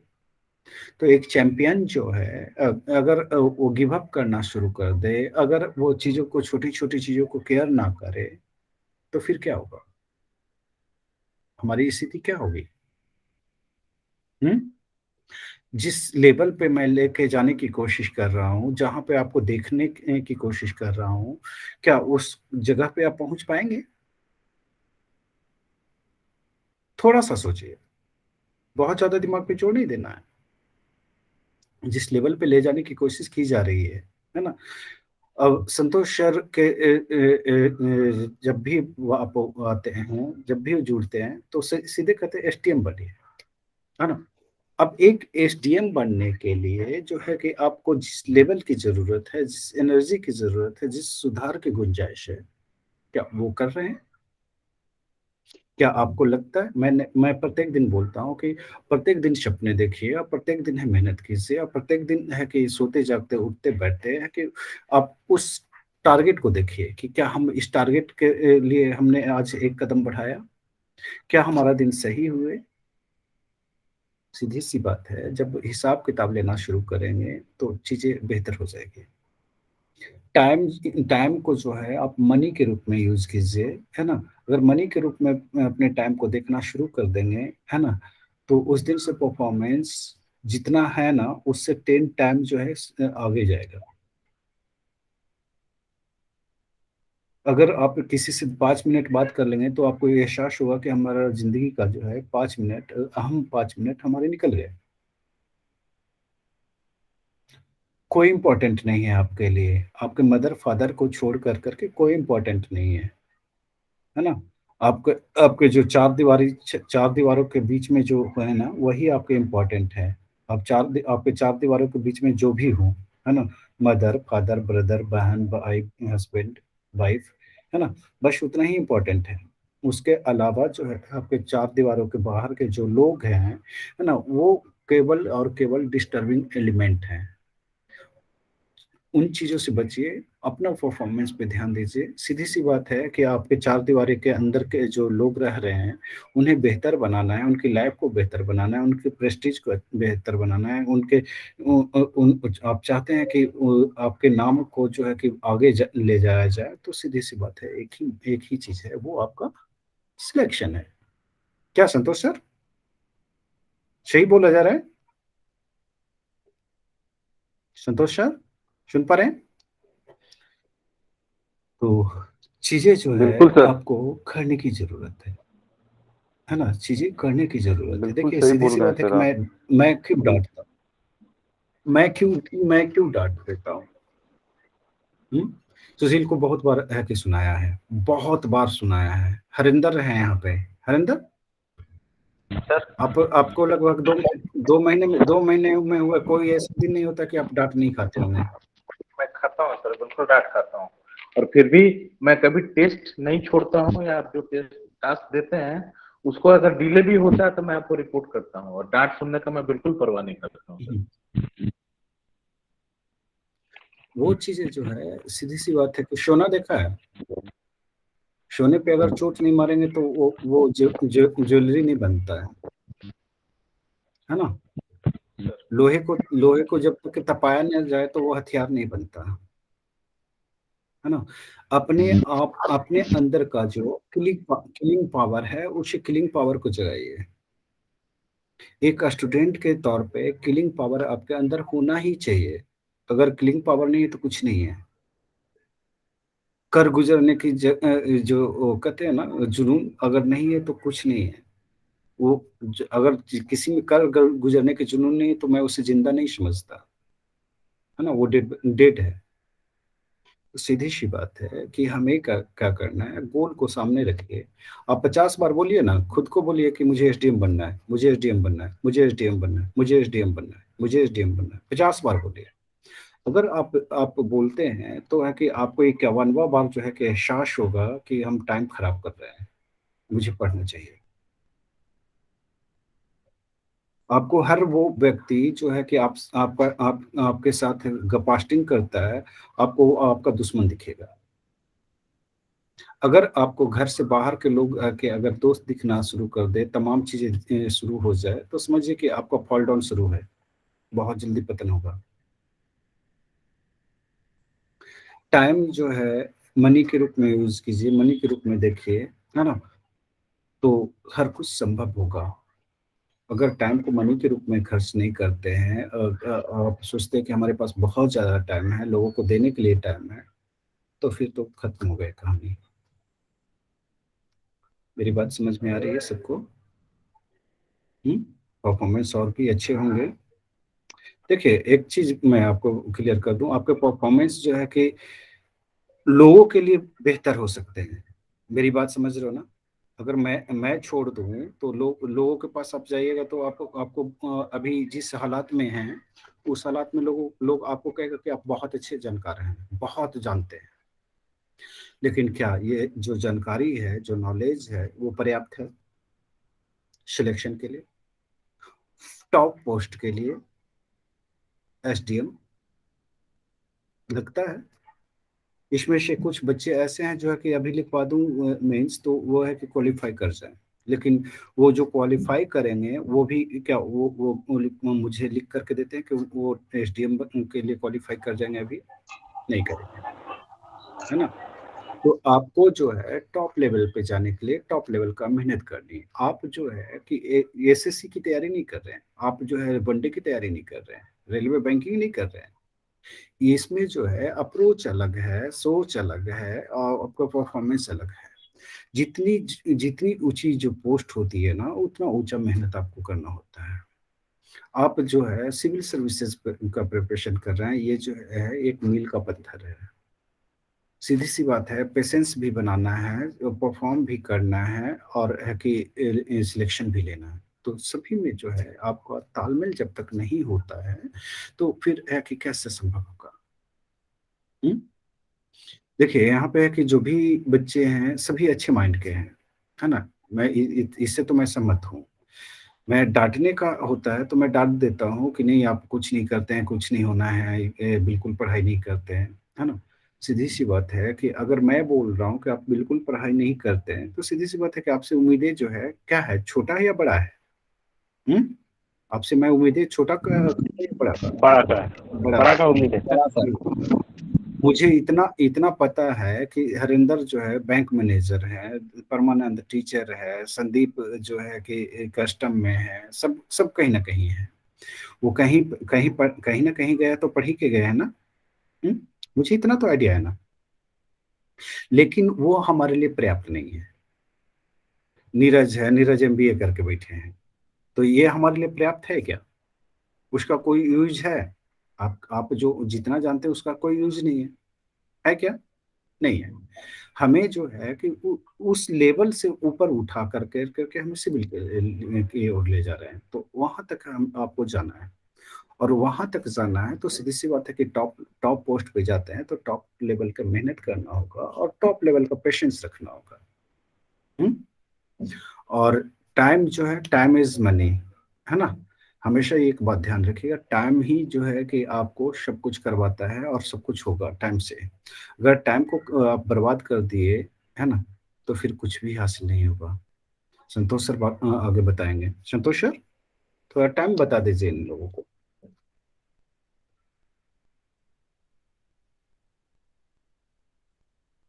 हाँ सर। हाँ, बता दीजिए, मोटिवेट कर दीजिए सर, और कल से बच्चे थोड़ा सा अच्छे से परफॉर्म करेंगे। थोड़ा सा मुझे बुरा लगता है ना, इन लोग नीरज जितने भी बच्चे हैं, इन लोगों से बहुत ज्यादा उम्मीदें हैं। हालांकि ऐसा नहीं है कि ये एफर्ट नहीं लगाते हैं, एफर्ट तो लगाते ही हैं, लेकिन फिर भी है कि पर्याप्त नहीं हो पा रहा है, तो वो थोड़ा सा सुधारने की जरूरत है।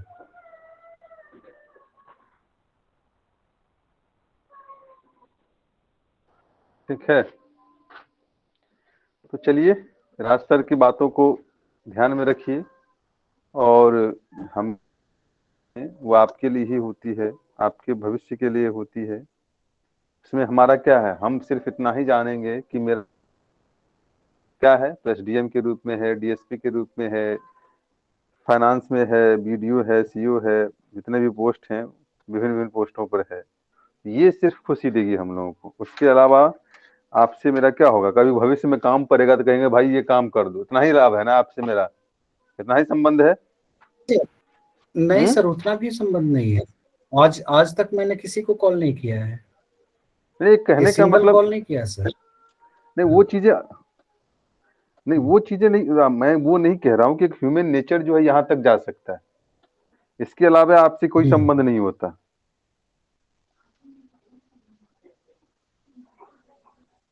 ठीक है, चलिए अच्छे से काम कीजिए। ओके, आज के सेशन को यही पे एंड करें। Okay sir. नहीं कमिटमेंट ले लेते हैं सर, कमिटमेंट ले लेते हैं, नहीं तो फिर ये ऐसे ही भागेंगे। कमिटमेंट भी जरूरी है। चलिए बताइए, आप लोग भी अपना कमिटमेंट सुना है सर, दीजिए। सभी अभी बच्चे तो हम लोग से शुरू सभी है। कमिटमेंट सर ऐसा हो गया है ना सर कि आप तो ना छोड़ सकते गले